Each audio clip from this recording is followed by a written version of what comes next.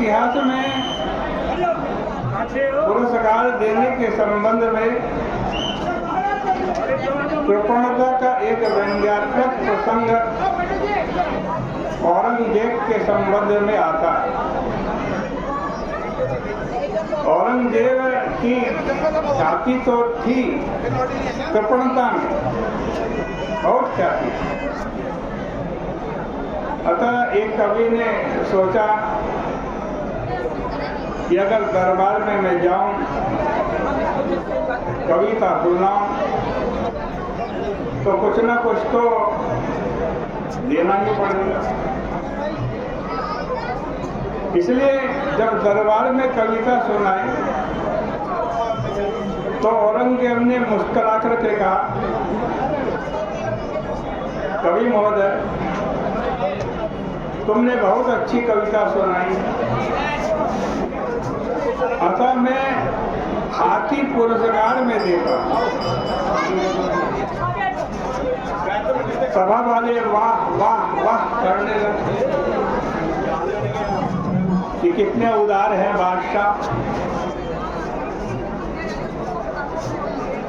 जिन्होंने एक कविता के बदले में हाथी दे दिया। और कवि महोदय जब आज्ञा पत्र लेकर हाथी लेने पहुंचे तो पता चला कि महावत खाने का सबसे बूढ़ा हाथी, जो उठने बैठने में भी असमर्थ था, वही उन्हें दे दिया गया। कवि ने हाथी को देखा तो सोचा कि इस हाथी पर मैं बैठूंगा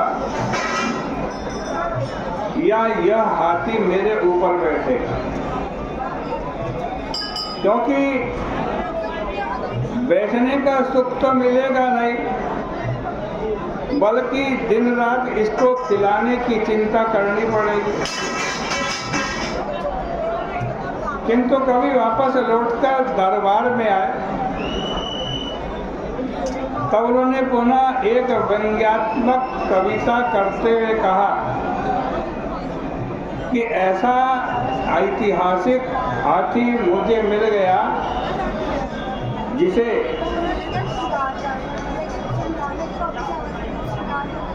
मुरलंगलई मोल चली बाबर के हलके। तैमूर लंग ने इस हाथी को मोल लिया था, बाबर ने इसे चलाया तथा अकबर ने इसे काम से मुक्ति दे दी। उसे आपने कविराज को देकर बड़ी कृपा की। आपकी उदारता कितनी महान है। इसका अभिप्राय है कि कहने के लिए तो हाथी दिया गया, और अगर हाथी व्यक्ति को ढोए तब तो बड़े आनंद की बात है, पर कहीं व्यक्ति को ही ढोना पड़े तो क्या आनंद आवेगा। इसी प्रकार करमचंद जी ने जो शरीर दिया है, शरीर तो दिया, पर शरीर हम लोगों को ढो रहा है या हम इस शरीर को ढो रहे हैं। दिन रात जो चेष्टा चल रही है वो क्या चल रही है हमारे, इस शरीर की सेवा की चेष्टा चल रही है।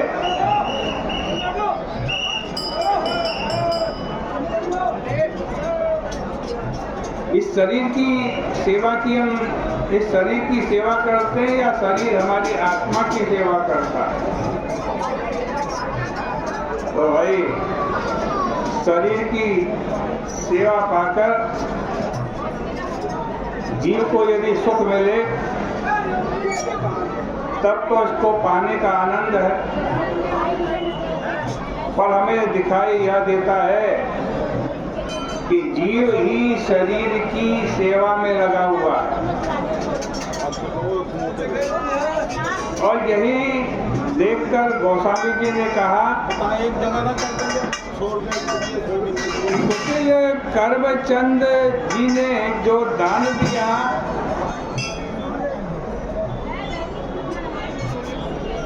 ऐसा दान दे दिया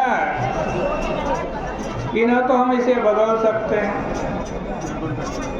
और न ही छोड़ सकते, बल्कि जीवन भर उसी की सेवा में लगे रहते हैं। किसी ने कहा कि कोई बात नहीं, अगर डोली बुरी भी है तो क्या बात, अभी तो इससे काम चलाइए।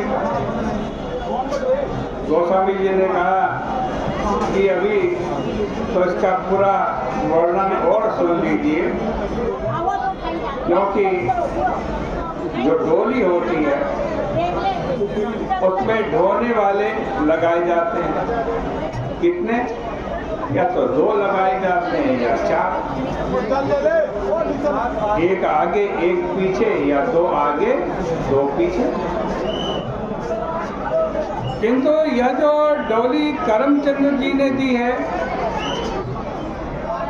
इसमें कहार भी लगे हुए हैं। तो कितने? 11 कहार लगे हुए हैं इस डोली में। अब किस तरफ किसको लगाएं, इसका बंटवारा कैसे करें? अगर 10 भी होते तो 5-5 दोनों और लगा देते, पर जहाँ 11 कहार हो उनको कहाँ खड़ा करें? 11 कहार का अर्थ है 5 ज्ञानेंद्रियाँ, 5 कर्मेंद्रियाँ और 1 मन। इन्हीं 11 कहारों से हमारा ये शरीर चल रहा है।